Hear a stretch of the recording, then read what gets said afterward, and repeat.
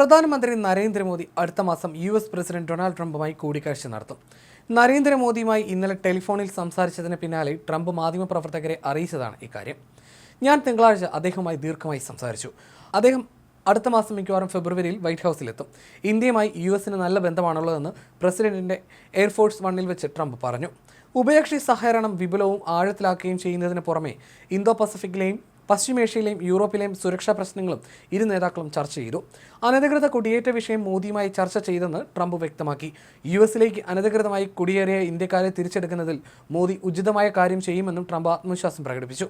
ഇരു നേതാക്കളും തമ്മിലുള്ള കൂടിക്കാഴ്ചയ്ക്ക് ഇന്ത്യൻ വിദേശകാര്യ മന്ത്രാലയം ഒരുക്കങ്ങൾ നടത്തുന്നതിനിടയിലാണ് ഫോൺ കോളിൽ ഇരു നേതാക്കളും സംസാരിച്ചത്.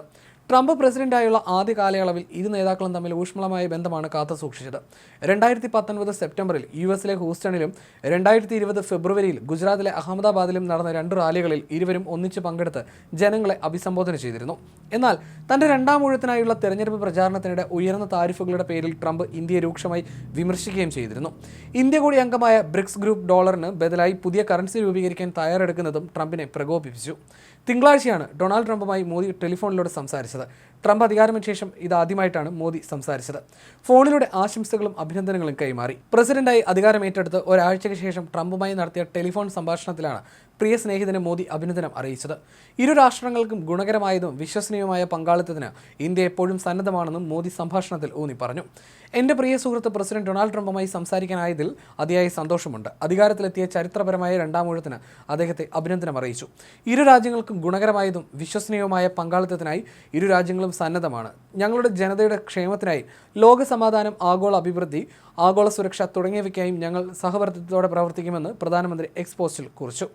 ട്രംപ് അധികാരത്തിൽ തിരിച്ചെത്തിയതിനു ശേഷം അനധികൃത കുടിയേറ്റക്കാരെ രാജ്യത്ത് നിന്ന് ഒഴിപ്പിക്കുന്നതുൾപ്പെടെ നിരവധി നിർണായക ബില്ലുകളിലും ഒപ്പുവെച്ചു. അനധികൃതമായി US ഉൾപ്പെടെയുള്ള രാജ്യങ്ങളിൽ കഴിയുന്ന ഇന്ത്യക്കാരെ തിരികെ എത്തിക്കാൻ ഒരുക്കമാണെന്ന് ഇന്ത്യ വ്യക്തമാക്കുകയും ചെയ്തിരുന്നു. അമേരിക്കൻ പ്രസിഡന്റ് സ്ഥാനത്തേക്ക് തിരിച്ചെത്തി ഒരാഴ്ചയാകുമ്പോഴേക്കും നിരവധി വിവാദ തീരുമാനങ്ങളാണ് ട്രംപ് കൈക്കൊണ്ടത്. കുടിയേറ്റത്തിലും വിദേശ സഹായത്തിലുമെല്ലാം കടുത്ത തീരുമാനങ്ങൾ സ്വീകരിച്ച ട്രംപ് ഇപ്പോൾ അമേരിക്കൻ ഭരണ നിർവഹണത്തിലും പൊളിച്ചെഴുത്ത് നടത്തുകയാണ്. ഇതിന്റെ ആദ്യപടിയായി 12 ഫെഡറൽ നിരീക്ഷക സമിതികൾ പിരിച്ചുവിട്ടു. 12 ഫെഡറൽ ഇൻസ്പെക്ടർ ജനറൽമാരുടെ സമിതികളാണ് ഒറ്റയടിക്ക് പ്രസിഡന്റ് ട്രംപ് പിരിച്ചുവിട്ടത്. 4 വർഷം കൊണ്ട് ബൈഡൻ സർക്കാരിന് ചെയ്യാൻ കഴിയാത്തത് താൻ ഒരാഴ്ച കൊണ്ട് ചെയ്തെന്ന് പറഞ്ഞുകൊണ്ടായിരുന്നു ട്രംപ് തീരുമാനം അറിയിച്ചത്. താൻ കാര്യങ്ങൾ ചെയ്യാൻ തുടങ്ങിയിട്ടേ ഉള്ളൂ എന്ന പ്രഖ്യാപനം ട്രംപ് നടത്തി. എന്നാൽ ട്രംപിന്റെ ഈ നടപടി ഉദ്യോഗസ്ഥരുടെ രോഷത്തിനും നിയമപരമായ ആശങ്കകൾക്കും കാരണമായിട്ടുണ്ട്. വിമർശകർ ഇതിനെ ചില്ലിംഗ് ശുദ്ധീകരണം എന്നാണ് വിശേഷിപ്പിച്ചത്.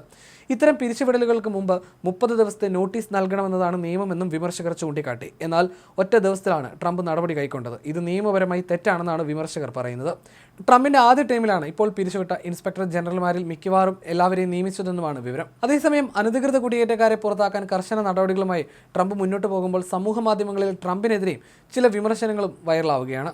ട്രംപിന്റെ പൂർവികരും ഇത്തരത്തിൽ കുടിയേറിയവരാണെന്നും അതുകൊണ്ട് തന്നെ ട്രംപിന്റെ ഈ നിലപാട് പരിഹാസ്യമാണെന്നും അവർ കളിയാക്കുന്നു.